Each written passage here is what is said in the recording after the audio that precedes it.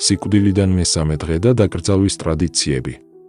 ქრისტესა და ადამიანის სულის სულიერი ურთიერთობის გამო მესამე დღე დასაფლავებისთვის შესაფერისად ითვლება. სიკვდილიდან მესამე დღეს საბოლოოდ წყდება ყველა კავშირი სულსა და სხეულს შორის. ადამიანის არამატერიალური კომპონენტი მიდის სათასასუფეველში, მფარველი ანგელოზის თანხლებით. წინა დღეს და სიკვდილის დღეს სული კვლავ ცოცხალთა სამყაროშია. მან არ უნდა ნახოს მისი დაკრძალვა, ეს არის დიდი სტრესი ახლად გარდაცვლილისთვის. გარდა ამისა, სიკვდილიდან მესამე დღე იდენტიფიცირებულია სამებასთან. მესამე დღე ყოველთვის ხსოვნის დღეა და როგორც წესი, ხსოვნის ტრაპეზი ტარდება ადამიანის სხეულის დაკრძალვის შემდეგ. ამრიგად სამი შერწყმულია დაკრძალვის დღესთან. მათი მათემატიკურად გამოთვლა სამის დამატებით არ შეიძლება. მაგალითად, 18 იანვარს დაღუპული ადამიანისთვის მესამე დღე, 21 იანვარს კი არ ექნება, არამედ 20 იანვარს. ამბობენ, რომ სამი დღით ადრე დაკრძალვა არ შეიძლება, რადგან სული ისევ სხეულზეა მიჯაჭვული და არსად არ აქვს წასასვლელი თუ ადრე დაიმარხება. მხოლოდ მესამე დღეს მიდის ის თავის ანგელოზთან ერთად ზეცის დასათვალიერებლად. კავშირი სულსა და მკვდარ სხეულს შორის არ შეიძლება გაწყდეს, ამისათვის არის ღმერთის მიერ მოწოდებული შესაბამისი პროცესი. გარდა ამისა, მას არ შეუძლია ასე სწრაფად შეეგუოს ფიზიკური სხეულის არარსებობას. როგორც წესი, ამისთვის სამი დღე საკმარისია. დაკრძალვა მოგვიანებით, მაგალითად გარდაცვალებიდან მეოთხე ან მეხუთე დღესაც დასაშვებია. ეკლესია არ აპროტესტებს მსგავს შეფერხებებს. სიტუაციები განსხვავებულია. შორს მცხოვრებ ნათესავებს შეიძლება გაუჭირდეთ იქ მოკლე დროში მოხვედრა, ყოველთვის არ არის შესაძლებელი დაკრძალვის ცერემონიისთვის სრულად მომზადება და შეიძლება მრავალი იყოს დაკრძალვის რამდენიმე დღით გადადების მიზეზი. სახსოვარი პროცედურები ამ შემთხვევაშიც გადადის, ტარდება დაკრძალვის შემდეგ. მაგრამ ლოცვები და ეკლესიაში მსახურების შეკვეთა არ შეიძლება გაუქმდეს. სიკვდილის შემდგომი მესამე დღე და მისი მნიშვნელობა ქრისტიანობაში. მიცვალებული სულის მდებარეობა და მისი გზა შემდგომ ცხოვრებაში მართლმადიდებელმა ქრისტიანებმა, წმინდა მაკარი ალექსანდრიელის გამოცხადების წყალობით იციან. მისი თქმით, სულების მდგომარეობა აღირიცხებოდა სიკვდილის შემდეგ 1-დან 50 დღემდე. გარდაცვლილის შემდგომი გზა დამოკიდებულია განაჩენზე, რომელიც გამოტანილია ზეციურ სასამართლოში. გარდა ამისა, ბევრს სჯერა რეინკარნაციის, მაგრამ მას არაფერი აქვს საერთო მართლმადიდებლურ ტრადიციასთან. მაშ ასე, სიკვდილის შემდეგ სული განშორდება სხეულს.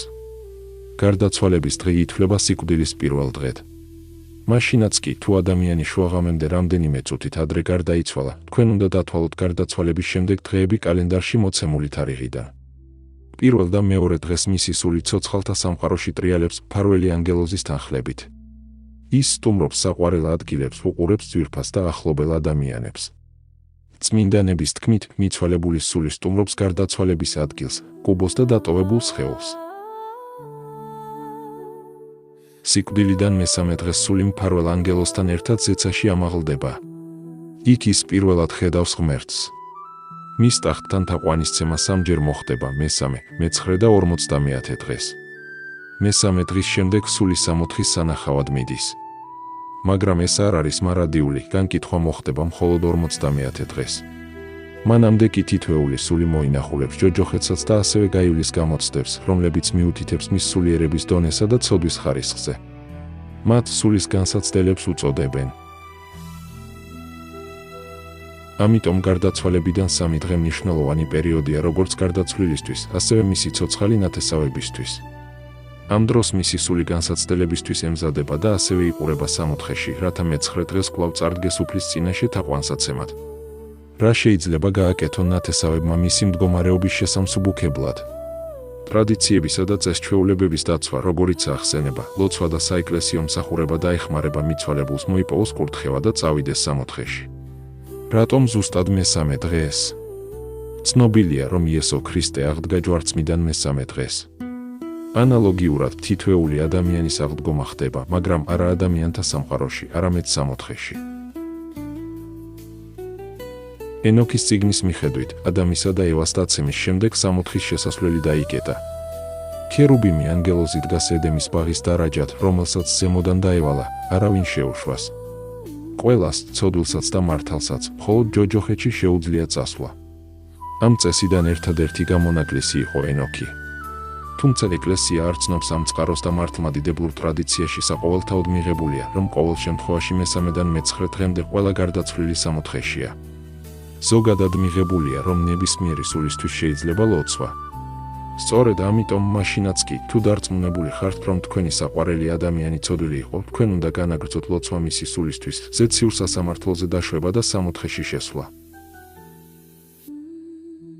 გარდაცვალებიდან 3 დღე.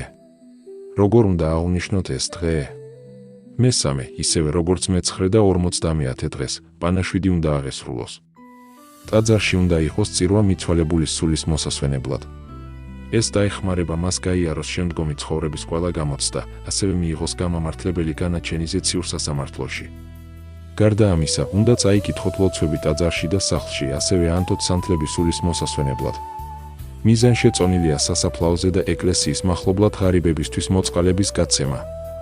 ყველას, ვინც დაკრძალვას დაესწრო, მოწვეულნი არიან ხსოვნის ტრაპეზის დასასწრებად. ტრადიციულად, ყველა სტუმარი სასაფლაოდან დაუყოვნებლივ მიდის მიცვალებულის მოსახსენებლად.